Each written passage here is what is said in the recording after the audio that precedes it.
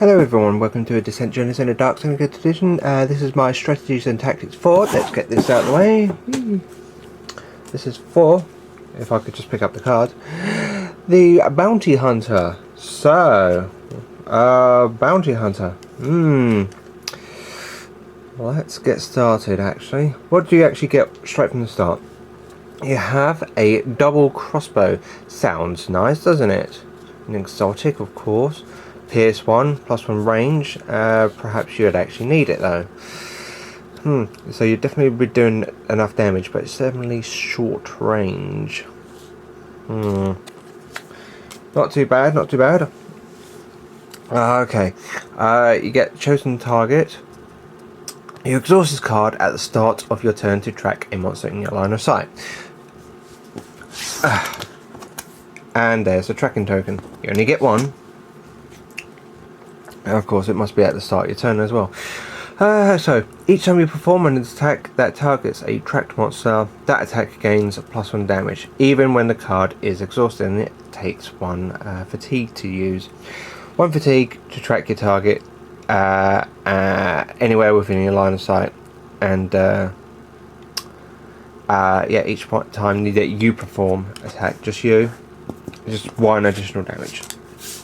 1 damage for 1 stamina, 1 fatigue, and it's there until the monster dies. Well done. Okay, come on here. So what are you going to be spending your experience points on? Oh, I don't know. How about let's have a look at not so fast, as in not literally not so fast by looking at them, but as in the skill is called not so fast. Use this card when a tracked monster in your line of sight performs a move action. So of course straight away you need to have a line of sight anyway with the tracked monster. I'm sure it'll still be in the line of sight anyway. Reduce the monster's movement points by 1 to a minimum of 1. You may immediately move 2 spaces, and it only takes 1 stamina to use. 1 fatigue. Right. So, if your tracked monster is coming straight towards you, you can always slow it down and move 2 spaces away or something like that. Or if your tracked monster is trying to run away from you, you can always pursue and hopefully run it down. Okay, it's always good, I guess, as some of the Overlord's creatures needs to get off the map. This would actually help. Even carrying objective tokens, of course, the Overlord will try and make sure that the tracked monster will actually pass off the objective token, but of course at least it will slow it down, maybe. It's a so-so card. I'd probably not spend my experience point on it, but some people might actually have a better use for it. Who knows? Lie in wait. So as an action, this is a skill. You exhaust this card. No, really. While this card is exhausted, you cannot perform actions, and you cannot move or be moved. Okay. So really you only get 1 action from this. Right, when you refresh this card, perform an attack. Okay. But what about if there is no monsters in your attack line of sight? Well, you can't do it then. There's nothing to attack. This is in addition to your 2 normal actions. Add 1 additional yellow power die to your attack pool during this turn. So each time you attack, you get 1 yellow dice. You already make an attack automatically, and you have 2 actions. So technically, you could actually make 3 attacks, adding a yellow dice to your defense pool. Now, of course, there are certainly a few scenarios that comes with you must kill this person, or this person must survive. And when it comes down to like this person must survive, the Overlord tends to always group up on that person, and why not? With something like this, this will actually kill the Overlord's minions and masters as well, especially since you get a yellow power dice. So if you're close enough, you could actually do 3 attacks, add in a yellow additional dice. Otherwise, sometimes it's just the Overlord will probably be running away, even though that sometimes that the Overlord must actually try and keep you steady, and you know, it's like block your path and all that. A good way to actually try and clear a path.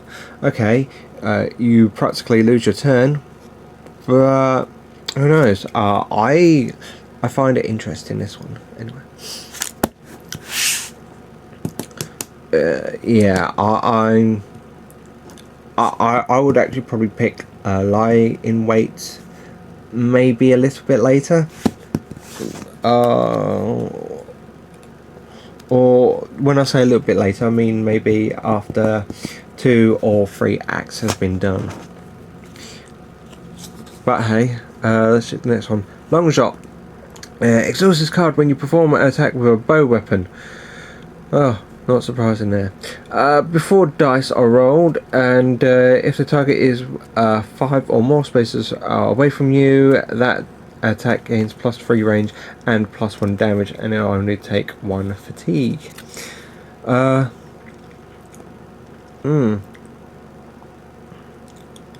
5 or more spaces away, just to do an additional 1 more damage. Sure, why not? I think I would. I did say think. It's all about trying to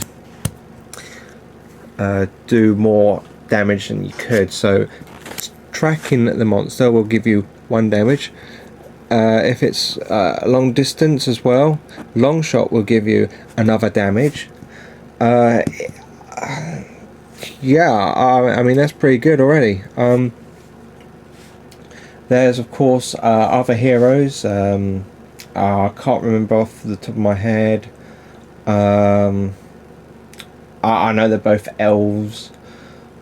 Oh man, I can't remember their names. Oh, but one of them was if there was someone that you do over range, you do an extra 1 more damage. And of course, this will give you 1 more extra range. Laurel of Bloodwood, that's it. That's her name. So it should do 1 damage. Tracking what it will do 1 more damage. Long Shot, as long as it's within 5 or more spaces, that's an extra 1 more damage. That's 3 damage just before rolling dice. Wow, awesome. But anyway, otherwise it's like just 2 damage right there before rolling dice. Definitely go for. Well, time to see what we get if we spend 2 experience points, hey? How about Undercover? Exhaust this card at the end of your turn if you did not perform an attack at that turn. So, of course, when playing the Scout, sometimes you aren't even attacking at all. While this card is exhausted, add 1 additional grey to your defense pool. When you refresh this card, gain 3 movement points. It doesn't cost anything. So it's keep moving, and then next action maybe keep moving or rest. Of course, or a search and rest. Remember, as a Scout, you're not always going to be attacking constantly. Even though there's a bouncing hunter, you're tracking your target. That's about it. It's really okay. Having the additional grey defense dice can actually really be handy, but the main thing is the getting the 3 movement points straight away. I mean, I quite like that. I really do. It might not be used 24/7 when the fighting actually starts. Then this becomes a little bit null and void. Or does it? Because if you go for light in weight, which makes you not attack, undercover, well, you didn't attack, so therefore you get an additional grey defense dice to your defense pool. Then you also have an additional attack with using the yellow dice and 3 extra movement points. How's that? That's just a nice little combo right there. Awesome. Hence why I was saying, like, lion weight is not too bad really, especially when it comes to undercover. Dark Iron Chains. Use a card when a tracked monster in your line of sight performs an attack. Notice that it says just attack and not targeting you. After dice are rolled, X is equal to the number of surges. X as in your fatigue. Then test your awareness. If you pass, that monster cannot spend any surges during that attack. So if the track monster is attacking anyone, I like that because it really gives a little bit more bonus to everyone. Then of course they can't be spending their surges, and it's really good against those that actually breathe fire. Shadow dragons and hellhounds. Well, you'll be tracking the hellhound master, but unless the track monster is doing something completely different, then that's really a bit null and void, especially when it comes down to the not so fast, where you're reducing the monster's movement. Most of the time they'll probably be running away, so that means however, when it comes down to lieutenants and big nasty master monsters that try and get in your way, or even just minion monsters, big ones like the shadow dragons as well, it can really be a huge advantage for them not doing anything apart from just their mainly silly attacks. Right, last one, we have the Evil Eye. Exhaust the card at the end of your turn and choose one tracked monster. Why does it have to say choose one tracked monster? It should be just says choose the tracked monster. Oh well. That monster is doomed. Doomed, I tell you. Whoa. Right, exhaust this card at the start of your turn and choose one doomed monster that is tracked. That monster suffers 1 damage, just like that. Now, if it is already doomed, then that part, you don't have to deal with that part, and you go straight to that part. Of course, sometimes the track monster could just actually get rid of that dooms. I actually forgotten what it does. How silly of me. Oh well. I'm pretty sure it's they've got to spend a surge to get rid of it.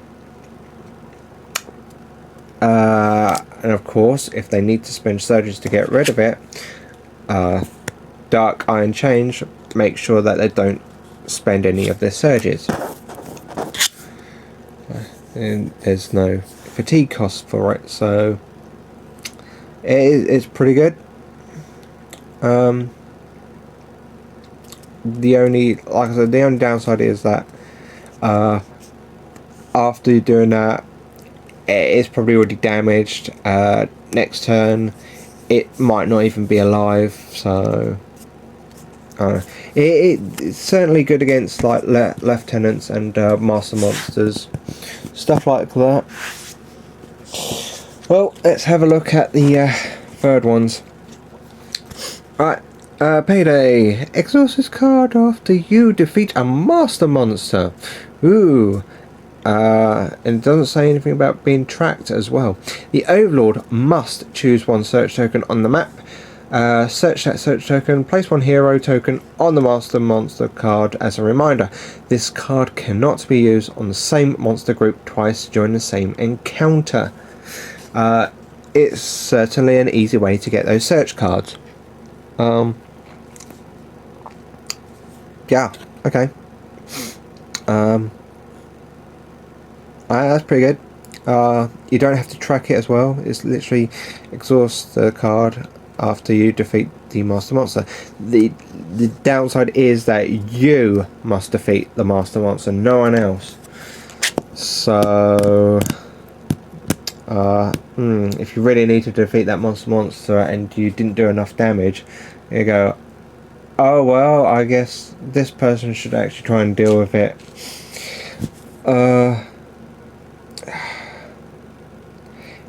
It's a tough one to use, this one. It's literally that you must deal with it. So let's have a look at the next one, which is Rapid Fire. Right. Use the card after you use a bow weapon to defeat a tracked monster and move up to 2 spaces. Notice the word after you defeat a tracked monster. Okay, that's great already. So use it, defeat monster, move up to 2 spaces, then choose one monster in your line of sight. Perform an additional attack that targets that monster. Then if you do not defeat the monster, it is tracked and it only takes 1 stamina. Right, so the tracked monster that hopefully you kill, considering with the likes of that I was just showing you about the tracked monster, you get to do an extra 1 more damage, and long shot to do an extra 1 more damage hopefully. So that's 2 damage. You should be able to kill that tracked monster and then go ahead and deal with another one. A easy way of getting this done is to go ahead and kill like a minion monster, like maybe kill a stupid goblin archer, minion goblin archer. You kill it and then you make your bonus attack on maybe a master or a lieutenant. Then you still got 1 more action. Haha, eat that. So yeah, definitely get this card. Well, that's all the skills done anyway. It's time to have a quick look of what you might want to be getting in some shop cards, eh? How about Immolation? It's a magic rune, but it's certainly range, +1 damage, short range again, but still pierce 1, +1 damage, +1 range, just like that. Stuff of the Gravehaven, it's a magic staff. After making an attack, you may convert 3 range to damage or 3 damage to range, just like that. Yeah, cause more damage. Crossbow, which is always a good one, with pierce 1, +2 damage, much better range, and can move. Target, of course, bone to bone. If you've not moved, add 1 additional green dice, which is always good. Magma Blast, just with blast and burn. The City Guard's bow, +2 damage, +3 range. Leather armor, +1 health with an extra round dice. Scorpion helm, you know what it is, range attacks +1. That's good. Ring of power, get +1 stamina. And of course everyone's favourite Mana Weave, just to add your surges. Right. Next we'll go straight to Act 2. Oh no, focus. So we have a repeating crossbow. Spend a surge as attack affects 1 additional figure adjacent to your target. Of course it does. Why wouldn't it not? Rune of Blades. Pierce 2, +2 damage, Pierce 2, bleed. Bow of the Eclipse. All of that. Nice. Bow of the Sky with range and stun, +3. Lightning Strike, just a bit of blast there, +2/+2, those dice right there, always nice to have that. Staff of Kelos, +2 range, +2 damage with burn, always nice there. Heartseeker. You do not need line of sight to perform an attack with this weapon with plus 4 damage if you get the 2 surges. Considering with track monsters like to hide, perhaps, I don't know, maybe they don't like to hide, maybe your overlord just wants them dead. I don't know. Right, scale them out, kind of quick runes, but you can suffer a fatigue to get additional brown dice. So you have the grey there, and perhaps a brown. Ironbound Ring, plus 2 health. If you roll any blanks, add a shield bonus to it. Or the Black Iron Helm, which gives you plus 2 health, and add a 1 shield to your defense for results. That's all I have really. So the Bounty Hunter class may or may not be doing a lot of searching, but certainly the track could be used quite viciously, especially when it comes down to using the dark iron chains, which could actually save a lot of hassle, getting rid of those surge results.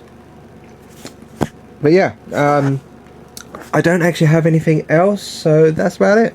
Well, thank you very much, and until next time, bye.